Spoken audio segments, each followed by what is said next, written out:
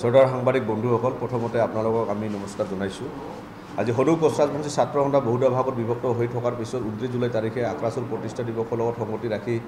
আমাৰ আক্ৰাসু একত্ৰিতকৰণ হৈছিলে। তাৰে আমি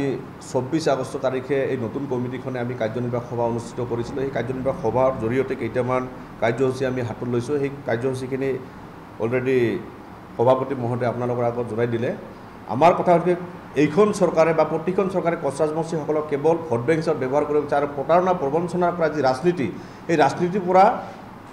আমাক পৰিত্ৰাণ কৰিব লাগে। আৰু কোচ ৰাজবংশীসকলক সঁচাকৈ যদি খিলঞ্জীয়া ভূমিপুত্ৰ হিচাপে যদি ভাবে, তেতিয়াহ'লে আমাৰ সমস্যাখিনি সমাধান কৰাৰ কাৰণে বাস্তৱসন্মত ৰূপ দিয়াৰ কাৰণে আমি চৰকাৰক আহ্বান জনাইছোঁ। আমি কেৱল প্ৰগ্ৰাম ল'ব লাগে কাৰণে আমি লোৱা নাই। আমি ৰাইজৰ মাজত গৈছোঁ, ৰাইজৰ কথা, ৰাইজৰ দুখ বেদনাখিনি আমি শুনিছোঁ। শুনাৰ পিছত আমি ৰাইজৰ পৰা দিহা পৰামৰ্শ লৈ আমি কাৰ্যসূচী আমি হাতত লৈছোঁ। আমি এটা কথা কৈছোঁ, আগন্তুক বিধানসভা ইলেকশ্যনৰ আগত যদি কোচ ৰাজবংশীসকলৰ জনজাতিকৰণৰ দাবী আৰু পৃথক কমৰাপুৰ ৰাজ্যলৈ যদি আলোচনা নহয়, তেতিয়াহ'লে কিন্তু আমি এইখন চৰকাৰক শলঠেকত পেলাই যিখিনি ব্যৱস্থা কৰিব লাগে আমি কিন্তু ব্যৱস্থা কৰিম। ইতিমধ্যে আমি প্ৰত্যেকটো প্ৰান্তৰ কোচ ৰাজবংশীসকলৰ লগত কথা পতা হৈছে। আৰু ৰাজনৈতিক যি বাতাবৰণ আৰু ৰাজনৈতিক যি পৰিপথ যি ধৰণে আজি প্ৰতিখন চৰকাৰে আমাক ভোট বেংক হিচাপে ৰাজনৈতিক বৈতৰণি পাৰ কৰাৰ ক্ষেত্ৰত যি ধৰণে ব্যৱহাৰ কৰিব বিচাৰিছে, আমাৰ এইবাৰ কোচ ৰাজবংশী ছাত্ৰ সন্থাৰ লগতে কোচ ৰাজবংশী সমাজ, সচেতন সমাজে আমি একত্ৰিত হৈ এইখন চৰকাৰক আৰু চৰকাৰৰ যি পলিচি, সেই পলিচিবিলাক উফৰাই পেলাৰ কাৰণে যিখিনি কৰোঁ সেইখিনি আমি কৰি যাম। আমাৰ নৱেম্বৰ মাহত আমি ঘাইপথ অৱৰোধ আমি কাৰ্যসূচী আমি হাতত লৈছোঁ। আৰু শিৱসাগৰত যিহেতু আমাৰ অক্টোবৰ মাহত আমাৰ নাগৰিক সভা অনুষ্ঠিত কৰা হৈছে, লগতে আপাৰ আছামত যিকেইখন আমাৰ জিলা আছে, প্ৰতিখন জিলা সমিতিত আমি জনজাগৰণ সভা আমি অনুষ্ঠিত কৰিম। আৰু এটা কথা আপোনালোকক আমি জ্ঞাত কৰিব বিচাৰিছোঁ, আমি ভাগ হৈ থকাৰ পিছতো আমি কেইটামান এজেণ্ডা লৈছিলোঁ। আমাৰ কোচ ৰাজবংশীসকলক আজি ইমান কোচ ৰাজবংশী জনগোষ্ঠী থকাৰ পিছতো অসমত কিন্তু আমাৰ ৰাজনৈতিক ভৱিষ্যত একেবাৰে নোহোৱা হৈ গৈছে। আপোনালোকে চাওক, আজি অসম মন্ত্ৰীসভাত কোচ ৰাজবংশী এজনো মন্ত্ৰী নাই। তাৰ কাৰণে আমাৰ যি মূল শক্তি, সেই শক্তিটো আমাৰ নোহোৱাৰ কাৰণত 27ত যিহেতু আমাৰ কোচ ৰাজবংশীকে আদি কৰি মানে প্ৰত্যেকটো জাতি জনগোষ্ঠীসমূহক চৰকাৰে যিহেতু আমাৰ জাতি জনগণনা কৰিব, তাৰ আগতে কোচ ৰাজবংশীসকলৰ সঠিক তথ্যটো অনাৰ কাৰণত কোচ ৰাজবংশীসকল আমি নিজৰ জাতি গণনাখিনি যাতে আমি ভালভাৱে নিজৰ পৰিচয় যাতে গৌৰৱেৰে দিব পাৰে, তাৰ পৰিৱেশ আমি সৃষ্টি কৰাৰ কাৰণে অসমৰ বিভিন্ন প্ৰান্তত কোচ ৰাজবংশীসকলৰ লগত কোচ ৰাজবংশী ছাত্ৰ সন্থাই কথা পাতিব। আৰু বৌদ্ধিক মহলক লৈ আমি এইখিনি কথা লৈ আমি ৰাইজৰ মাজত সোমাই যাম। লগতে এটা কথা কৈছোঁ, অসমৰ মাননীয় মুখ্যমন্ত্ৰী ডাঙৰীয়াক আপুনি খিলঞ্জীয়াৰ কথা কয়,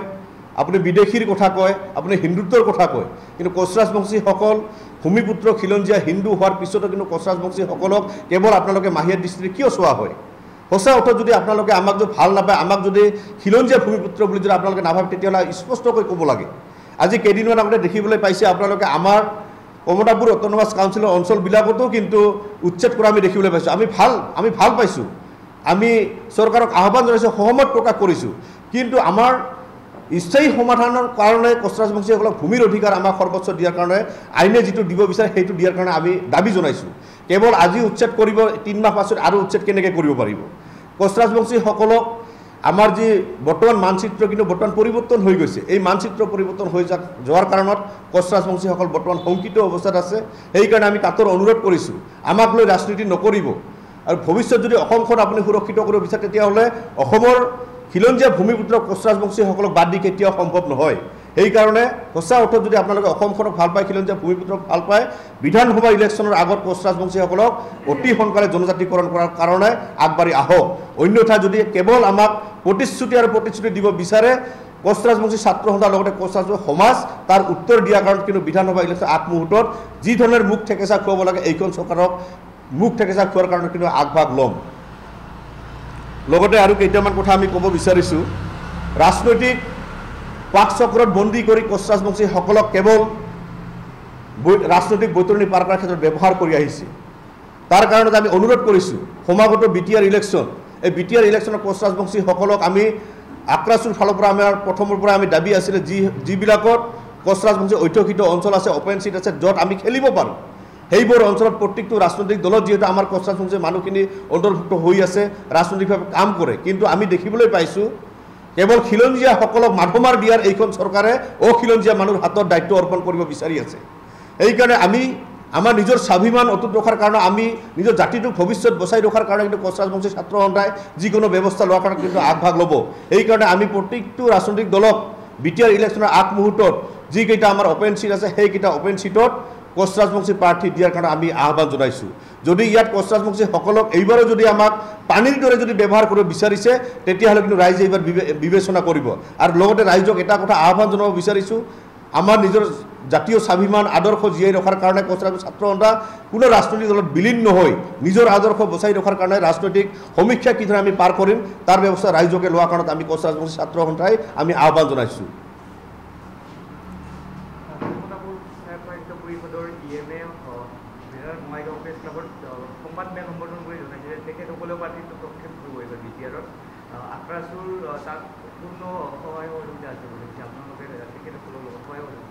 চব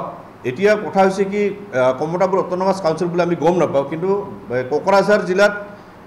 সচেতন সমাজ গঠন হৈছে সচেতন সমাজে নিজৰ জাতীয় স্বাভিমান অটুট ৰখাৰ কাৰণে ৰাজনৈতিক ভাষা শব্দটো বুজাৰ কাৰণত আগবাঢ়ি আহিছে প্ৰাক্তন আক্ৰাসুৰ পৰা আৰম্ভ কৰি বিভিন্ন বুদ্ধিজীৱীসকলে এতিয়া বুদ্ধিজীৱীসকলে যদি ৰাজনৈতিক দলে যদি প্ৰাধান্যতা নিদিয়ে তেতিয়াহ'লে নিজৰ স্বাভিমান অটুট ৰখাৰ কাৰণে যদি কোনোবাই আগবাঢ়ি আহে তেতিয়াহ'লে সদৌ কোচ ৰাজবংশী ছাত্ৰ সন্থাই নিজৰ জাতিক নিজৰ স্বাভিমান নিজৰ আদৰ্শ বচাই ৰখাৰ কাৰণে সেই কাম কৰাৰ ক্ষেত্ৰতো কোচ ৰাজবংশী ছাত্ৰ সন্থাই সেই কথা আমি চিন্তা কৰিম লগতে এটা কথা আমি কৈছোঁ বাৰ বাৰ এইখন চৰকাৰে যি হেতালি মেলা যি কাম আৰম্ভ কৰিছে আজি কেইদিনমান আগতে আপোনালোকে দেখিবলৈ পাইছে কোনোবা আদানী বা যিকোনো মানুহে মাদানী আৰু যিকোনো মানুহখিনি আজি কিন্তু অসমৰ বৰ্তমান প্ৰেক্ষাপটত হিন্দু মুছলিমৰ এটা প্ৰেক্ষাপট চলি আছে আমি কোচ ৰাজবংশী ছাত্ৰ সন্থাই এটা কথা কৈছোঁ আৰু এইবোৰ কথা আমি গৰিহণা দিওঁ প্ৰত্যেকটো জাতি জনগোষ্ঠীলৈ যিটো বিভেদকামী যিটো মনোভাৱ সেই মনোভাৱবিলাক নোহোৱাকৈ অসমৰ মাননীয় মুখ্যমন্ত্ৰী ডাঙৰীয়াই যি ধৰণে আজি উচ্ছেদবিলাক কৰি আছে উচ্ছেদবিলাক কৰাৰ পিছত তাতে খিলঞ্জীয়া মানুহৰ আধিপত্য থকা পৰিৱেশটো আনি দিব লাগে কাৰণ আমি দেখিবলৈ পাইছোঁ যিবিলাক উচ্ছেদ হৈছে উচ্ছেদ হোৱাৰ পিছত খিলঞ্জীয়া মানুহৰ সেই মাটিখিনিক লৈ কি কৰিব আমি কিন্তু এটা মানে শংকিত অৱস্থাত আছোঁ তাতে কোনোবাই এটা বেলেগ মানুহক দিব নেকি আৰু কোনোবাই এজনে যিকোনো মানুহ আহি আজি বাংলাদেশীৰ কথাই হওক আজি অসমৰ খিলঞ্জীয়াসকলৰ কথা নচ্ছাত কৰি যি ধৰণৰ পৰিৱেশ বিনষ্ট কৰা কামক আমি ধিক্কাৰো জনাইছোঁ যাতে অসমত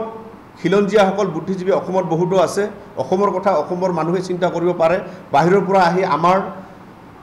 অসমৰ সমাজত মানে এনেকৈ এটা গোষ্ঠীগত সংঘৰ্ষ লোৱাৰ পৰিৱেশটো মানে নানিবৰ কাৰণত ব্যৱস্থা লোৱাৰ কাৰণত আমি অসমৰ মাননীয় মুখ্যমন্ত্ৰী ডাঙৰীয়াৰ পৰা আহ্বান জনাইছোঁ লগতে এটা কথা আমি কাটৰে অনুৰোধ কৰিছোঁ কোচ ৰাজবংশী ছাত্ৰ সন্থাই আমি দীৰ্ঘদিনীয়া যি 3টা দশক আমি আজি আন্দোলন কৰাৰ পিছতো কোচ ৰাজবংশীসকলৰ আজি কিন্তু এটা ৰাস্তা আমাৰ ক্লিয়াৰ হোৱা নাই তো এই ক্ষেত্ৰত কেৱল যদি আমাক ভোট বেংক হিচাপত ব্যৱহাৰ কৰিব বিচাৰিছে তেতিয়াহ'লে কিন্তু এইবাৰ ভুল কৰিছে লগতে আজি ৰাজনৈতিক প্ৰেক্ষাপটৰ কথাটো কোৱাতে আমি এটা কথা আমি ক'বই লাগিব আজি কোচ ৰাজবংশী ছাত্ৰ সন্থাৰ যি আন্দোলন আছিল সেই আন্দোলনটো মহিমূৰ কৰাৰ কাৰণত কিন্তু আমাৰ কমতাপুৰ অট'নমাছ কাউন্সিলখন তৎকালীনভাৱে আমাক দিছিলে কিন্তু সেই কমতাপুৰ অট'নমাছ কাউন্সিলৰ যিবিলাক বিষয়ববী আছে সেই বিষয়ববীসকলকো আমাৰ সদৌ কোচ ৰাজবংশী ছাত্ৰ সন্থাৰ নতুন কমিটিৰ ফালৰ পৰা আমি অনুৰোধ কৰিব বিচাৰিছোঁ কোচ ৰাজবংশীসকলৰ সামগ্ৰিক উন্নয়নৰ কাৰণে আপোনালোকে চিন্তা চৰ্চা কৰি আমি আপোনালোকে আগবাঢ়ক আজি আপোনালোকে এটা কথা চাওক যদি ৰাজনৈতিকৰ কথা আমি চিন্তা কৰিব লাগে ৰাজনৈতিক কথা শিক্ষাৰ কথা এইবোৰ কথা আজি কমতাপুৰ অট'নমাছ কাউন্সিলৰ নেতৃত্বসকলে ল'ব লাগে কিন্তু আমি দেখিবলৈ পাইছোঁ কোচ ৰাজবংশীসকলক লৈ যি ৰাজনৈতিক চিন্তা চৰ্চা শিক্ষাৰ প্ৰতি দায়বদ্ধতা আমি কেইটামান দেখিবলৈ পাইছোঁ কিন্তু ৰাজনৈতিকভাৱে আমাৰ জাতিটো ভৱিষ্যতে কেনেকৈ উত্তৰণ কৰিব সেই ক্ষেত্ৰত কিন্তু আমি কমতাপুৰ অট'নমাছ কাউন্সিলৰ নেতৃত্বসকলক কিন্তু সেই ভূমিকা লোৱা দেখিবলৈ পোৱা নাই কাৰণ আপোনালোকৰ দায়িত্ব আছে কোচ ৰাজবংশীসকলৰ সামগ্ৰিক উন্নয়ন আৰু সামগ্ৰিক উন্নয়ন যিহেতু কোচ ৰাজবংশীসকলৰ যিবিলাক সমস্যা এই সমস্যাবিলাক ৰাজনৈতিকভাৱে সমাধান হ'ব এই ৰাজনৈতিকভাৱে সমাধান হোৱাৰ কাৰণে আপোনালোকে ৰাজনৈতিক চিন্তা চৰ্চা কৰি কোচ ৰাজবংশীসকলক অসমত দবদবাই থকা পৰিৱেশটো অনাৰ কাৰণে আমি সদৌ কোচ ৰাজবংশী ছাত্ৰ সন্থাৰ তৰফৰ পৰা আমি বিনম্ৰভাৱে অনুৰোধ জনাইছোঁ আৰু এটা কথা ক'ব বিচাৰিছোঁ সদৌ কোচ ৰাজবংশী ছাত্ৰ সন্থাই ৰাইজক অভিভাৱকত্বত লৈ কোচ ৰাজবংশী ছাত্ৰ সন্থা চলিব আমাক দিহা পৰামৰ্শ জৰিয়তে কোচ ৰাজবংশী ছাত্ৰ সন্থাই ভৱিষ্যত আন্দোলন পৰিকল্পনা আমি কি ধৰণে কৰিব পাৰিম তাৰ কাৰণে 7 ছেপ্টেম্বৰ তাৰিখে আমি বঙাইগাঁও জিলাত এখন চিন্তন বৈঠক অনুষ্ঠিত কৰিম এই চিন্তন বৈঠকৰ জৰিয়তে যিবিলাক আমাৰ কোচ ৰাজবংশীসকলৰ সৰু সৰু সমস্যাৰ পৰা আৰম্ভ কৰি যিবিলাক আমাৰ ডাঙৰ ডাঙৰ সমস্যা গোটেই সমস্যাখিনি আমি সমাধান কৰাৰ কাৰণে বাস্তৱ ৰূপ দিয়াৰ কাৰণে আমাৰ এখন চিন্তন বৈঠক হ'ব এই চিন্তন বৈঠকত বিভিন্ন বুদ্ধিজীৱী আৰু আমাৰ কোচ ৰাজবংশী ছাত্ৰ সন্থাক লগতে জাতিটোক ভাল পোৱা যিসকল ব্যক্তি আমি কোনোবা এজনক আমি চিনি নাপাবও পাৰোঁ কোনোবাই যদি ভাল মনোভাৱেৰে আমাক যদি মানে উপদেশ দিব বিচাৰে আপোনালোকৰ কথাখিনি যদি ক'ব বিচাৰে তেতিয়াহ'লে আমি মুকলিভাৱে আপোনালোকক অনুৰোধ জনাইছোঁ আপোনালোকে আমাৰ লগত যোগাযোগ কৰিব আৰু 7 ছেপ্টেম্বৰ তাৰিখে বঙাইগাঁও জিলাত যিকোনো এটা অঞ্চলত আমি চিন্তন বৈঠকটো অনুষ্ঠিত কৰিম তাতে সকলোকে অহাৰ কাৰণত আমি বিনম্ৰভাৱে অনুৰোধ জনাইছোঁ